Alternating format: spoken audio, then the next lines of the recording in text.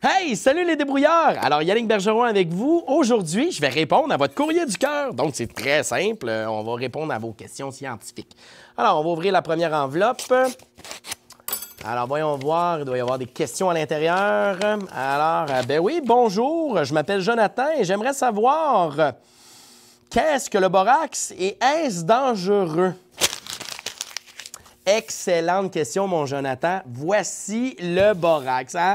Ce bel élément chimique qu'on retrouve un peu partout dans les épiceries. Alors, à quoi ça sert le borax? Eh bien, le borax sert comme agent liant lorsqu'on fait de la glu. C'est la patente que vous aimez, là? Eh bien, oui. Si vous n'utilisez pas de borax, eh bien, ça ne marchera pas.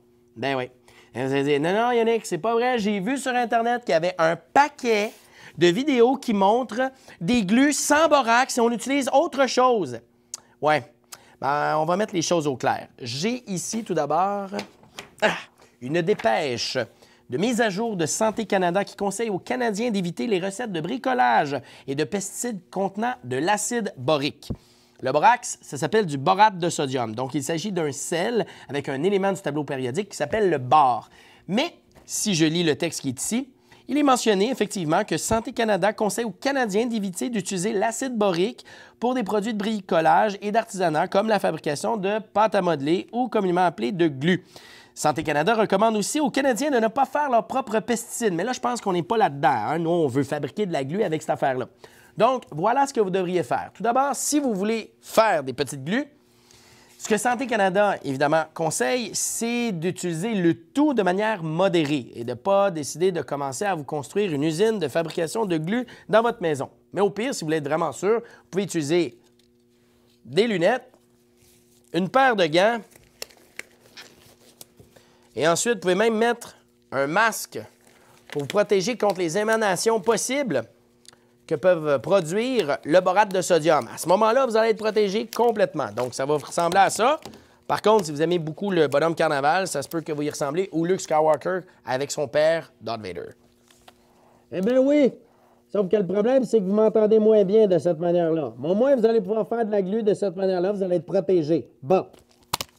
Cela étant dit, je ne pense pas qu'à la maison, vous voulez commencer à fabriquer ce qu'on appelle des usines de glu. Non, non, non, non. Vous voulez en fabriquer un petit peu. Je vais vous donner mon conseil. Si vous voulez utiliser tout cela de manière très originale, tout ce que vous avez besoin, c'est de prendre votre borax qui est en vente libre et d'y ajouter un peu d'eau. Donc, on le dilue tout simplement dans l'eau comme ça et vous allez pouvoir faire une solution liante. Et ça, c'est beaucoup plus sécuritaire parce que vous n'avez pas les émanations qui pourraient venir de là.